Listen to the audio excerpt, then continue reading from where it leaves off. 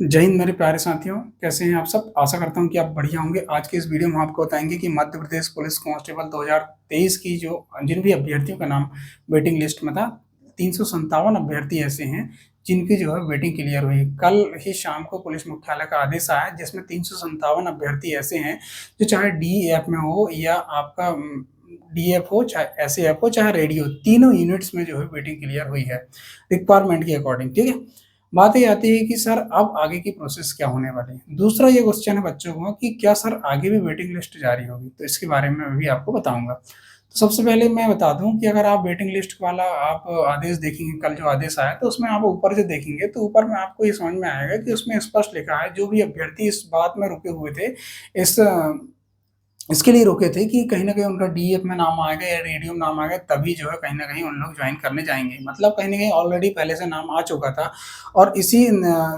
बात पर वो बैठे थे घर पे कि कहीं न कहीं इनको डीएफ मिलेगी तो जाऊँगा, रेडियो मिलेगी तो ही जाऊँगा। तो मैं बता दूँ, इनका आदेश पहले से ही निरस्त हो चुका है, तो इनका नाम वेटिंग लिस्ट में नहीं है। ठीक है? स्पष्ट संदेश ये है आपके लिए। अब बात आती है कि सर क्या आगे की प्रोसेस मैं बता दूं। आगे की प्रोसेस होने वाली है आपको डॉक्यूमेंट वेरिफिकेशन और उसके बाद आपका मेडिकल होने में। डॉक्यूमेंट वेरिफिकेशन में बात करूं सबसे पहले जिला बल के लिए, जिला बल के संबंधित जो भी जिला आपको मिला है उस जिले के एसपी ऑफिस में आपका डॉक्यूमेंट वेरिफिकेशन होगा। उसके बाद आपको जो भी उसमें जो भी जिला का गवर्नमेंट हॉस्पिटल है उस गवर्नमेंट हॉस्पिटल में आपका होगा मेडिकल। उसके बाद आती है बटालियन। बटालियन की अगर मैं बात करूँ, जो भी बटालियन आपको मिली है उस बटालियन में आपका डॉक्यूमेंट वेरिफिकेशन होगा। सेनानी महोदय आदेश करेंगे आपको डॉक्यूमेंट वेरिफिकेशन के लिए। और जो भी हॉस्पिटल गवर्नमेंट हॉस्पिटल में उन लोग मेडिकल कराते हैं तो उसी हॉस्पिटल में आपका होने वाला मेडिकल। अब बात आती है रेडियो का, तो रेडियो के लिए मैं बताऊं RHQ मतलब रेडियो हेड क्वार्टर, उसमें आपका मेडिकल होगा और संबंधित हॉस्पिटल लगभग, और हॉस्पिटल का नाम है 1250 हॉस्पिटल। ठीक है, इसी हॉस्पिटल में आपका होने वाला है मेडिकल। ठीक है, ये तो हो गई, मैंने 3 मिनट्स का बता दिया। अब आगे पूरी डीप डीप आपको जानकारी मिलने वाली है। ठीक है, मैं बात करता हूँ आपको तीनों यूनिट्स की। इन 15 दिवस, देखो 15 दिवस का समय दिया गया कि आप इन 15 दिवस के अंदर आपको कहीं न कहीं मेडिकल की प्रोसेस और आपकी जो है डॉक्यूमेंट वेरिफिकेशन की प्रोसेस होने वाली है। भले ही जॉइनिंग लेट हो जाए लेकिन आपकी ये प्रोसेस जो है कहीं न कहीं 15 दिवस के अंदर होने वाली है। ठीक है, तो ध्यान दें आप कहीं न कहीं ये प्रिंट आउट निकालें, जो भी आपको वेटिंग लिस्ट में जारी हुई थी उस वेटिंग लिस्ट का जो है प्रिंट आउट आप निकाल कर ले जा लें, उसको एडमिट कार्ड जिसको कहते हैं। तो आपको उसको ले जाकर आप ले जा लें। उसके बाद आप चरित्र सत्यापन फॉर्म, सेकंड आप पॉइंट देखेंगे, सेकंड पॉइंट में लिखा है चरित्र सत्यापन फॉर्म, तो ये होता है अनुप्रमाणन फॉर्म। ठीक है, आप ये ना सोचें कि थाने में जाना होगा चरित्र सत्यापन बना के लाकर सबमिट करना, ऐसा नहीं है। आपको जो 6 पन्नों का जो चरित्र सत्यापन फॉर्म जिसको बोलते हैं, या हम अनुप्रमाणन फॉर्म भी इसको कह सकते हैं, ये 6 पन्नों का होता है। इसको आप विधिवत रूप से भर लें। अगर आपको भरते नहीं आ रहा तो मैंने बराबर वीडियो डाला हुआ अनुप्रमाणन फॉर्म कैसे भरें, आप मेरे चैनल पर आप जाएंगे तो वहाँ पर आपको अनुप्रमाणन फॉर्म मिल जाएगा, किस तरह से भरना है। पूरा भरा भराया फॉर्म मैंने आपको वहाँ पर समझा के बताया है। ठीक है, वहाँ पर आप जाके देख लें। फिर इसमें फोटो लगने वाली है, उसमें आपको साइन भी लगेंगे। वहाँ कहाँ पर है, क्या सारी प्रोसेस मैंने उसमें बताया, आप वहाँ पर जाके देख लें अनुप्रमाणन फॉर्म। ठीक है, तो ध्यान दें अनुप्राण फॉर्म को आपको बोथ साइड निकलाना, मतलब सिंगल सिंगल पेज नहीं, डबल डबल पेज हम बोथ साइड निकलाएंगे तो 3 पेज में कवर हो जाएगा पूरा।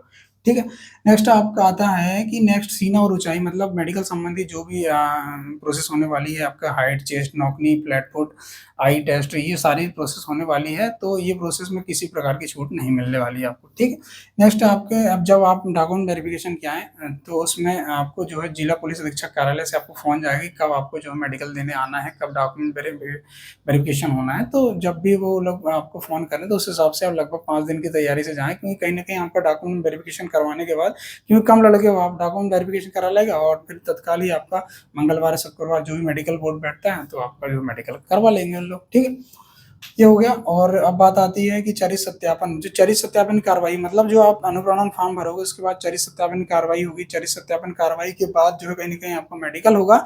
मेडिकल चरित्र सत्यापन होगा आपका, मेडिकल और चरित्र सत्यापन दोनों की कार्रवाई होने के बाद आपकी ज्वाइनिंग लेटर जारी हो जाएगा।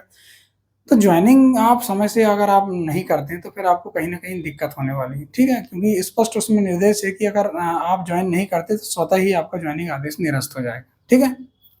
स्पष्ट निर्देश, फिर आप ये मत मानना कि हम कोर्ट चले जाएँगे। कोर्ट भी जो आदेश रहता है, जो भी जीओपी रहती है, जो भी रूल बुक रहती है, उसी के अकॉर्डिंग फैसला देते हैं। ठीक है? वो नियम तो नियम होता है भाई, ऐसा थोड़ी है कभी भी ज्वाइन कर लेगा।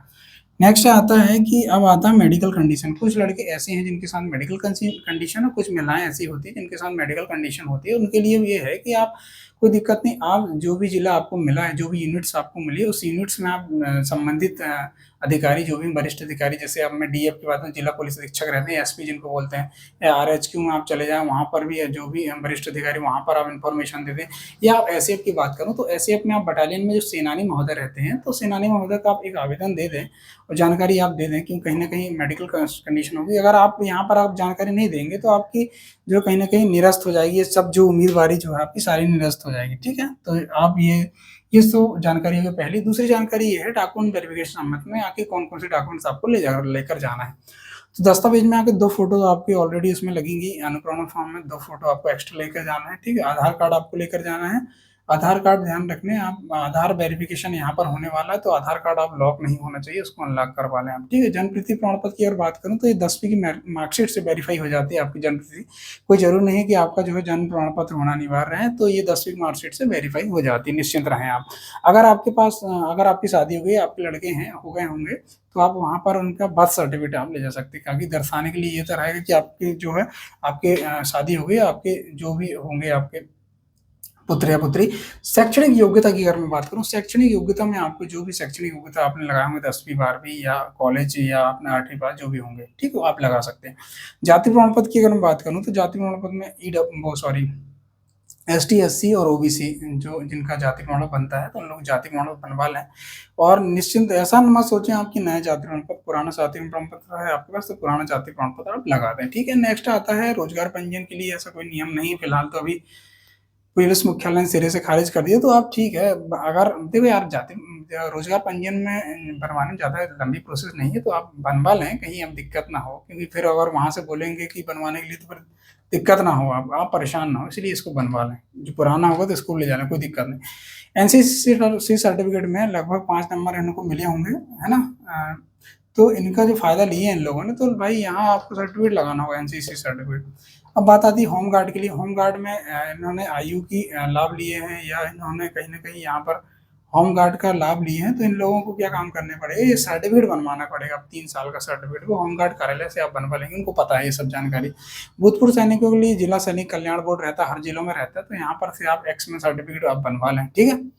अब आता है शासकीय सेवाओं के लिए। शासकीय सेवक जो भी शासकीय से दूसरे डिपार्टमेंट में रहे हैं, तो आप यहाँ पर आए हैं, तो कहीं न कहीं आपको त्यागपत्र देना होगा, तो त्यागपत्र संबंधी आदेश होना चाहिए। जो भी नियुक्तिकर्ता अधिकारी ने आपका जो है नियुक्ति जारी करता है, वही नियुक्तिकर्ता अधिकारी आपका त्यागपत्र बना के देगा, तो ये आपको जो आदेश लेकर आना है। नेक्स्ट आता है जन्म प्रमाण पत्र। मैंने बताया, जो भी अगर आपके बच्चे होंगे, तो आप यहाँ पर जन्म प्रमाण बनवा लें। अगर आप मूल निवासी प्रमाण पत्र आप बना लें, ठीक है? और बात आती है ईडब्ल्यू सर्टिफिकेट, जो भी जनरल कैटेगरी के हैं, जिन ईडब्ल्यूएस से जिनका सिलेक्शन हुआ है, तो ईडब्ल्यू सर्टिफिकेट आप लगा दें, ठीक है? तो ये सब प्रोसेस होने वाली। ईडब्ल्यूएस अभी की डेट का होगा, तो आप लगा दें, ठीक है? बाकी ये सब प्रोसेस यही होने वाली है, आप निश्चिंत रहें, इसमें कोई दिक्कत नहीं जाने वाली है। अगर आपको कहीं भी दिक्कत जाती है, आप निश्चिंत ही हमें कमेंट कर सकते हैं, या आप हमारी इंस्टा आईडी होगी नीलेश पुलिस वाला, वहाँ पर आप जाके विजिट कर सकते हैं, वहाँ पर आप डायरेक्ट मैसेज कर सकते हैं। तो वीडियो कैसा लगा, अपनी प्रतिक्रिया जरूर दें। अगर वीडियो अच्छा लगा, तो जो भी दोस्तों का नाम वेटिंग लिस्ट में था, क्लियर हो चुका है, उनको ये वीडियो पहुंचाएंगे आप, क्योंकि कहीं ना कहीं उनको भी जानकारी लगना जरूरी है। और बाकी हमारे चैनल को सब्सक्राइब करेंगे, और वीडियो अच्छा लगा तो लाइक जरूर करेंगे। ठीक है दोस्तों, तो ये वीडियो मैंने आप लोगों के लिए ही बनाया है, जो लड़के वेटिंग लिस्ट में था। ठीक है दोस्तों।